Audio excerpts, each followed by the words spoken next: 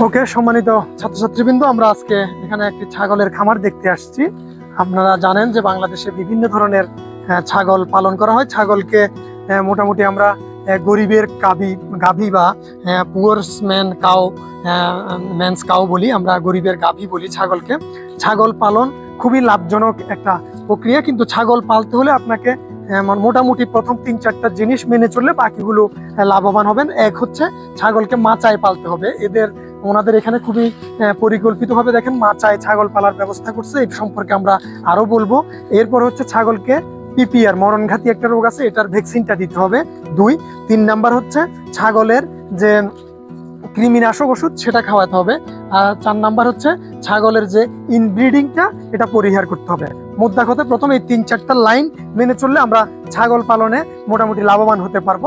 আজকে আমরা আপনাদেরকে অন্যান্য খামারের যে প্রাণী সম্পদের যে উপাদানগুলো আছে, ডেয়ারি খামার, পোলট্রি খামার বা অন্যান্য খামারগুলো আমরা পরিদর্শন করেছি কিংবা করব কি। আর আজকের যে অংশটা পড়ছে ছাগল পালনে, আমরা জানি যে বাংলাদেশে ব্ল্যাক বেঙ্গল ছাগলটার গোট যেটা আছে এটার অনেক আধিক্য আছে। আমরা জানি যে রয়্যাল বেঙ্গল টাইগার যেটা আছে এটা সুন্দরবনের বাঘ, এটা পুরো বিশ্বেই এটা যে সুন্দরবনের বাঘ সবাই জানে।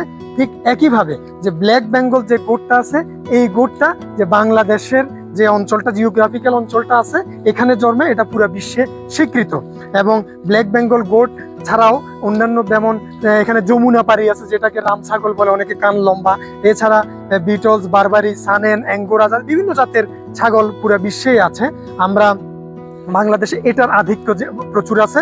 এবং আমরা ব্ল্যাক বেঙ্গল গোট যেটা বলতেছি, এখানে ব্ল্যাক বেঙ্গল গোট আছে, ব্রাউন বেঙ্গল গোট আছে এবং হোয়াইট বেঙ্গল গোটও এখানে পাওয়া যায়। আমরা ছাগলের বাসস্থানের মধ্যে যে কথাটা আমরা বলবো যে ছাগলের বাসস্থানটা মাচার মধ্যে হতে হবে মাস্ট, যাতে তার যে পায়খানা প্রস্রাবগুলো আছে এগুলো থেকে তাদের কাশি বা নিউমোনিয়া জাতীয় রোগগুলো হয়ে যায়। এটা অ্যাভয়েড করার জন্য আমরা মাচাকে মোটামুটি আমরা বলি মাটি থেকে 3.5 ফুট 4 ফুট উপরে হতে হবে মাচাটা, যাতে অন্যান্য জিনিসপাতি যারা এদের যে পায়খানা প্রস্রাব আছে এগুলো সহজেই ড্রেনেজ হয়ে যেতে পারে। ঠিক আছে, আমার কথা কি বোঝা যাচ্ছে? আচ্ছা, আমরা মাচার উপর যখন বলবো, মাচায় যে ওদের যে এই যে পায়খানা যেগুলো বুটি বুটি পড়ে, এটা মোটামুটি 1 সেন্টিমিটার বা এতটুকু ফাঁক হইতে হবে যাতে বুটিগুলো নিচে পড়ে যেতে পারে। কেমন? বাসস্থানের এই যে মাচার উপরের থেকে চাল যে উচ্চতাটা, এটা মোটামুটি 7 ফুটের কথা আমরা বলি। আমরা তাহলে এদের মোটামুটি হিটও কম লাগে।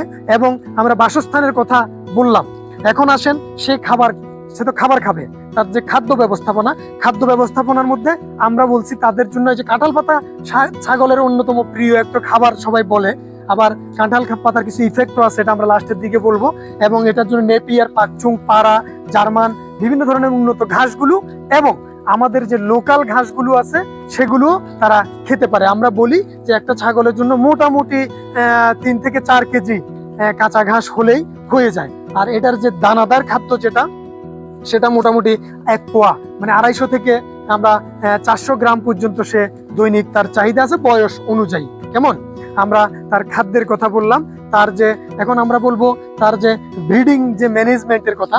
আমরা গরুর ক্ষেত্রে আমরা ক্রস ব্রিডিং এর কথা আমরা বলেছি, কিন্তু ছাগলের ক্ষেত্রে মাস্ট আমরা লাইন ব্রিডিং করব, এটা ক্লোজ ব্রিডিং। ছাগলের ক্ষেত্রে মেন সমস্যা যেটা হয় ইনব্রিডিং হয়ে যায়, আমরা ইনব্রিডিং সমস্যাটা এড়াবো এবং আমরা আপনার লাইন ব্রিডিং এ যাব। ব্রিডিং এর যে লাইন ব্রিডিং এ যাবো। আমরা বলি কি খামারগুলোতে প্রতি 6 মাস পর পর আপনার চেঞ্জ করার জন্য ব্রিডিং যে পাঠাটা আছে সেটা চেঞ্জ করার জন্য, না হলে ইনব্রিডিং হয়ে যায়। মানুষের মধ্যে যে ধরনের সম্পর্কগুলো আমরা মোটামুটি নিষিদ্ধ মনে করি, এই যে এনিমেলের বিশেষ করে ছাগলের মধ্যে এই সম্পর্কগুলো যাতে সৃষ্টি না হয় আমরা সেটা চেষ্টা করব। কারণ যখন ধরেন একটা পাঠা ছাগল, এই ছাগলটাকে মনে করেন বীজ দিল, এটা থেকে যে বাচ্চাটা হলো একটা পুরুষ বাচ্চা হলো, একটা মহিলা বাচ্চা হলো। এই মহিলা বাচ্চাটা 6 মাস পরে সে যৌবনবতী হয়ে যাবে। তখন এই মহিলা বাচ্চাটাকে আবার যদি ওই পুরুষ বাচ্চাটা দেয়, তাহলে তাদের সম্পর্কটা অনেকটা প্যারেন্টস সম্পর্ক হয়ে যাবে এবং এই সম্পর্কটা আমরা অনুৎসাহিত করতেছি এবং সেটাকে আমরা ইনব্রিডিং বলতেছি। এই ইনব্রিডিং সমস্যাটা হলে পরবর্তী যে বাচ্চাগুলো হবে, এই বাচ্চাগুলোর যে গ্রোথ কম হবে, তাদের বেঁচে থাকার তাদের মোর্টালিটি বেশি হবে, তারপর হচ্ছে তারা হিটে আসবে দেরিতে। এছাড়া অনেক জেনেটিক বিভিন্ন ডিজিজগুলো তাদের মধ্যে সৃষ্টি হতে পারে, এই জন্য আমরা এটা বলছি। তারপর ছাগল পালনের ক্ষেত্রে আরেকটা পয়েন্ট আমি প্রথম দিকে একটু বলেছি, এটা কৃমিনাশক ওষুধের কথা বলতেছিলাম। এটা মাস দিতে হবে, টিকার ক্ষেত্রে আমরা চিকিৎসা এবং টিকার ক্ষেত্রে যে বলতেছি, আমরা তাকে আপনার পিপিআর টিকা দিতে হবে মাস্ট, তাকে এফএমডি দিতে হবে, গোট পক্স দিতে হবে, তাকে অ্যানথ্রাক্স টিকাটা দিতে হবে। তবে পিপিআর একটা ম্যান্ডেটরি টিকা, এটা মাস্ট তাকে দিতেই হবে। একটা জিনিস হচ্ছে ছাগলের যে আমরা এই যে অ্যাডাল্ট যে বয়সটা বলতেছি, এরা 5 মাস পূরণ হলেই মোটামুটি তারা ম্যাচুরিটির দিকে যায়। কিন্তু ব্রিডিং যে ছাগল পাঠাটা ব্যবহার করবে, আমরা বলি তাকে মোটামুটি 10 মাস থেকে 12 মাস বয়সে গিয়ে ব্রিডিং এর পারপাসে ব্যবহার করার জন্য, এবং একটা পাঠাকে মোটামুটি 2.5-3 বছর টানা ইউজ করা যায়। কিন্তু এই ক্ষেত্রে আমরা যেটা বলছিলাম, ইনব্রিডিং যদি আপনি এড়াতে চান, তাহলে আমরা আরেকটা সহজ সমাধান আমরা করা যায়। মনে করেন এদের 2টা ফ্লক আছে, এখানে একটা ফ্লক আছে, মনে করেন ওখানে একটা ফ্লক আছে, তাহলে আমরা করব কি, এই ফ্লকে একটা নির্দিষ্ট পাঠা দিয়ে যেই মেয়ে বাচ্চাগুলো উৎপাদন হবে সেগুলো সব ওই ফ্লকে পাঠিয়ে দিব, ওই ফ্লকের মেয়ে বাচ্চাগুলো এই ফ্লকে পাঠিয়ে দিব। তাইলে হবে কি, পাঠাটা সেম থাকলো, কিন্তু এই যে ডিস্টেন্সটা লাইন ব্রিডিং হলো, কিন্তু তাদের ব্লাড রিলেশনটা দূরবর্তী হয়ে গেল। এতে করে ছাগলের স্বাস্থ্য ভালো থাকবে, ছাগলের উৎপাদন ঠিক থাকবে। ছাগল যে আরেকটা জিনিস, প্রজননের ক্ষেত্রে আমরা বলি একটা পাঠা মোটামুটি 8-10টা পর্যন্ত ছাগির জন্য এনাফ, 1:10, এবং এটা 30 থেকে 40টা পর্যন্ত হতে পারে। আর একটা জিনিস হলো, ছাগলের ক্ষেত্রে আমরা বলি যে মাঝে মাঝে ছাড়তে হবে, তাদেরকে রোদ লাগাতে হবে, তাহলে কাশির প্রবলেমটা কম হবে। আর ছাগি যখন হিটে আসে, সে মোটামুটি আপনার 24 থেকে 36 ঘন্টা পর্যন্ত তাদের হিটটা থাকে স্ট্যান্ডিং। এই সময়ের মধ্যে পাঠা দিয়ে পাল দিতে হবে, আমরা বলি অন্তত 2 বার পাল দেওয়ার জন্য, তাহলে বাচ্চার সংখ্যা বেশি আসবে। আর একটা জিনিস আমরা বলতেছি, ধরেন আমরা এই অনেকগুলো ছাগল আপনার খামারে আছে, 100 থেকে 150 ছাগল আছে মনে করেন। এই ছাগলগুলো যে বাচ্চা দিচ্ছে প্রথমবার, দ্বিতীয়বার, তৃতীয়বার, এই বাচ্চাগুলোর যে দিচ্ছে, আমরা খেয়াল রাখবো যে একটা পাঁঠি ছাগল মানে কয়টা করে বাচ্চা দিচ্ছে। যেটা 2টা বা 2-এর অধিক, 3, 4, 5টা পর্যন্ত বাচ্চা দিচ্ছে, ওইটাকে আমরা ফ্লকে রাখবো। কিন্তু যেটা বারবারই একটা বাচ্চা দিচ্ছে, তাকে আস্তে আস্তে আমরা ফ্লক থেকে ডিসকার্ড করে ফেলবো, তাকে কাল করে ফেলবো ফ্লক থেকে। বেশি বাচ্চা যেগুলো উৎপাদন করে তাদেরকে আমরা ফ্লকে রাখবো। এতে করে হয় কি, আমাদের পপুলেশনটা বাড়বে, ছাগলের মিট কোয়ালিটি বাড়বে। আর একটা জিনিস আমরা বলে রাখি যে ছাগলের ক্ষেত্রে ছাগলের দুধ কিন্তু অনেকটা খুবই ঔষধি। ছাগলের দুধ, আমরা বলি ছাগলের দুধের মধ্যে গামা গ্লোবিলিন নামক একটা উপাদান আছে, যেটা মানুষের ইমিউনিটি বাড়াইতে সাহায্য করে। আবার ছাগলের দুধ বাচ্চাদের জন্য সহজপাচ্য, সবার জন্যই সহজপাচ্য। কেন? ছাগলের দুধের যে ফ্যাট গ্লোবিউলটা আছে, সেটা গরুর দুধের কিংবা মহিষের দুধের তুলনায় ছোট, এই কারণে সে ভালোভাবে ডাইজেস্ট হতে পারে, এবং সেটা ছাগলের দুধ কিছুটা ক্ষারীয়। এতে করে যাদের অ্যাসিডিটি প্রবলেম আছে তারাও এই দুধটা খেতে পারে। এবং ছাগল মোটামুটি ভালো মতো ম্যানেজমেন্ট করলে আধা লিটার বা 1 লিটার পর্যন্ত দুধ দিতে পারে। এবং দুধের জাতেরও কিছু ছাগল আছে, যেমন সানেন, অ্যাঙ্গোরা বা এই ধরনের ছাগল, ওগুলোকে আমরা বলি যে এগুলো আমাদের এখানে এইভাবে ক্রস ব্রিডিং এখনো ইন্ট্রোডিউসড ওইভাবে করা হয়নি, আমরা ব্ল্যাক বেঙ্গলটাকেই জোর দিচ্ছি, আর যমুনাপাড়িটা। আর একটা জিনিস হচ্ছে, এই প্রসঙ্গে আমি বলে রাখি যে আমাদের গ্রাম অঞ্চলে একটা জিনিস দেখা যায়, যে ক্রস ব্রিডিংটা করে ফেলে, ব্ল্যাক বেঙ্গলকে যমুনাপাড়ি দিয়ে ক্রসিং করায়। এতে করে হয় কি, যমুনাপাড়ির বাচ্চাটা একটু সাইজে বড় হয়, ওই যে ডেলিভারির সময় কিছুটা ডিস্টোকিয়া সৃষ্টি হয়, কি বলবো বন্ধু, তাই না? দেশি ছাগলকে যখন যমুনাপাড়ি দিয়ে ব্রিড হয়, আমরা বলি আপনি লাইন ব্রিডিং এই থাকেন, মানে যেই ব্রিডের ছাগল ওই ব্রিড দিয়ে ব্রিডিং করেন। আর একটা জিনিস হচ্ছে সবচেয়ে ইন্টারেস্টিং, এটা আমাদের এই যে বোনরাও খুব আগ্রহী হবেন, ছাগলের দুধ থেকে কসমেটিক্স আইটেম, কানাডার ক্যান্সাসে বলা হয় যে গোটস মিল্ক সোপ বলে, ওইটা দিয়ে মানে একটু রূপচর্চাও হয়। তাহলে ছাগলের কিন্তু অনেক ভূমিকা আমাদের সবার জীবনেই, কারণ সে দুধ দিচ্ছে, সে মাংস দিচ্ছে, তারপর হচ্ছে তার থেকে প্রসাধনী হচ্ছে, তার থেকে যে চামড়াটা হচ্ছে, চামড়া থেকে আমাদের যে বিভিন্ন ধরনের পোশাক বা ওগুলো করা হচ্ছে। এবং সে সবচেয়ে বড় কথা হচ্ছে, সে আমরা বলি যে অর্থনীতিতে তার অবদান খুবই বেশি, কারণ তার জন্য স্পেস কম লাগতেছে। আর একটা স্পেস ম্যানেজমেন্টে আমরা যেটা বলছি, একটা ছাগলের জন্য মোটামুটি 2 ফিট বা 2.5 ফিট গুণ করলে যে স্কোয়ার ফিটটা হয়, অতটুকু জায়গার প্রয়োজন হয়। আর যদি আমরা খোয়ার সিস্টেমে ছাগল পালতে চাই, এক জোড়া ছাগলের জন্য মোটামুটি 5 ফিট গুণ 6 ফিট 1.5 ফিট দৈর্ঘ্য উচ্চতায় এই জায়গাটা খোয়ারের মতো করে রাখলে ছাগল পালা যায়।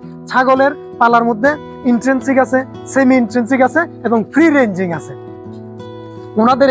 ওনারা ছাগলগুলো এখানে শেল্টার নেয়, এখানে চড়ে বেড়ায়, ওনাদের খুব সুন্দর একটা জায়গা আছে। সবার তো এরকম জায়গা থাকে না। কেমন আমরা ছাগলের যে টিকার কথা বললাম, বাসস্থানের কথা বললাম, খাদ্যের কথা বললাম।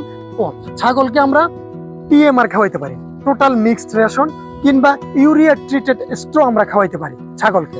টিএমআর খাওয়ানোর সময় আমরা বলি ভুসি 300 গ্রাম, তারপর হচ্ছে 300 গ্রাম ভুট্টা ভাঙা, 300 গ্রাম সয়াবিন, হলো 3 3 900, তারপর হলো 50 গ্রাম ডিসিপি, 50 গ্রাম সল্ট। এটা মিক্সচারটাকে আমরা কি করি 10 থেকে 12 কেজি কাঁচা ঘাস কুচি কুচি করে কেটে ওইখানে মোলাসেস দিয়ে একটা মিক্সচার বানায় আমরা এই টোটাল মিক্সড রেশনটা খাওয়াইতে পারি, অথবা শুধু কনসেন্ট্রেটটাও আমরা ফিট করাইতে পারি। আর একটা জিনিস হচ্ছে ছাগলের ইউরিয়া মোলাসেস স্ট্র যেটা, এটা একটু রিস্কি, এটা আমরা সাবধানতার সাথে না খাওয়ালে আমাদের বিপদ ঘটতে পারে। এই জায়গাটার মধ্যে আমরা বলি যে আপনার ইউরিয়া 10 কেজি খড়ের সাথে 50 গ্রাম ইউরিয়া মিক্স করে একটা পলিথিনে একটা মিক্সচার তৈরি করে আমরা পলিথিন দিয়ে ঢেকে রাখবো। ওখান থেকে প্রতিদিন 1-1.5 কেজি করে বাইর করে 1-2 ঘন্টা বাতাসে রেখে দিব যাতে ঝাঁসটা উড়ে যায়। এরপরে দিলে এদের গ্রোথ ভালো হয়। আমরা বিএলআরআই বিভিন্ন গবেষণায় বলতেছেন যে প্রায় ছাগলের নর্মাল প্রতিদিনের গ্রোথ 40 গ্রাম পার ডে বলতেছে, কিন্তু আমরা ইউরিয়া ট্রিটেড কিংবা আমাদের যদি রিচ খাবারগুলো দিই এরা 80 গ্রাম পর্যন্ত প্রোডাকশন দিতে পারে, মানে মিট যে গ্রোথটা এটা হতে পারে। এবং তাহলে আমাদের যে আমরা যদি মোটামুটি আমরা ইয়ে করি সাম আপ করি যে জিনিসটা, সেটা হচ্ছে ছাগলকে তাইলে কি করতে হবে, মাচায় পালতে হবে। সবাই বলো কি করতে হবে, মাচায় পালতে হবে। কেন? যাতে তার নিউমোনিয়া বা এই ধরনের না হয়। তারপর করতে হবে তাকে ভ্যাকসিন দিতে হবে, পিপিআর ভ্যাকসিনটা ম্যান্ডেটরি ভ্যাকসিন, তাকে পিপিআর দিতে হবে। এছাড়া আরো 3-4টা ভ্যাকসিনের কথা আমরা বলেছি, সেগুলো কথা। কৃমির ওষুধ এটা মাস্ট খাওয়াতে হবে, কৃমির ওষুধ শীতের শুরুতে একবার, বর্ষার শুরুতে একবার, কেমন?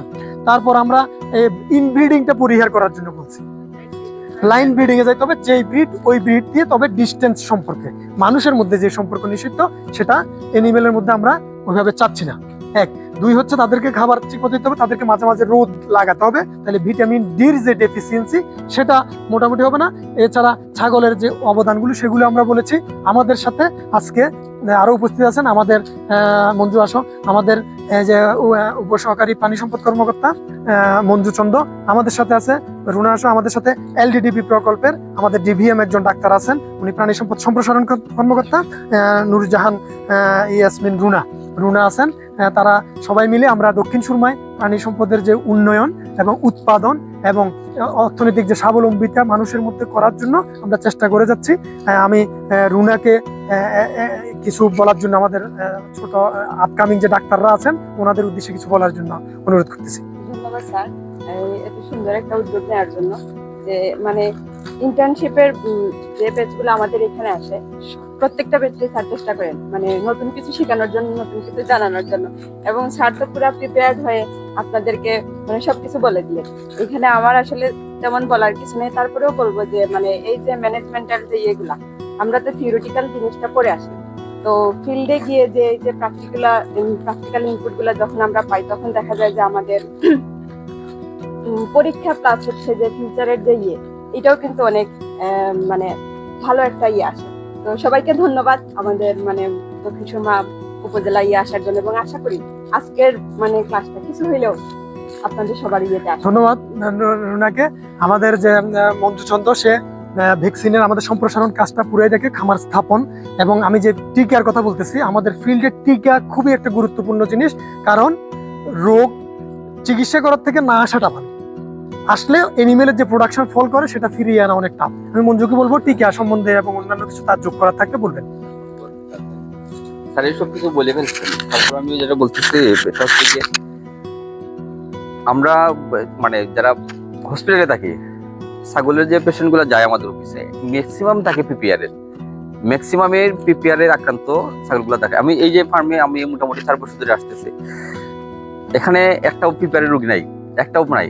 কারণ উনি একটা পিপিআরের রোগী নাই, কারণ হচ্ছে গিয়ে ওনার মানে প্রতি বছরই ওনার ম্যানেজমেন্ট এত ভালো, সবগুলো তার মানে লিস্টে থাকে ডায়েরি করা, কখন কৃমি ওষুধ দিতে হবে, কখন মানে পিপিআর ভ্যাকসিন দিতে হবে, কখন আদার্স ভ্যাকসিন দিতে হবে, কখন কি খাওয়াবে, সবগুলো তার রুটিন ভাবে থাকে। তো যেটা বলতেছি, আর আরেকটা রোগী যায় আমাদের অফিস, সেটা হচ্ছে গিয়ে জ্বর এবং শ্বাসকষ্ট নিয়ে।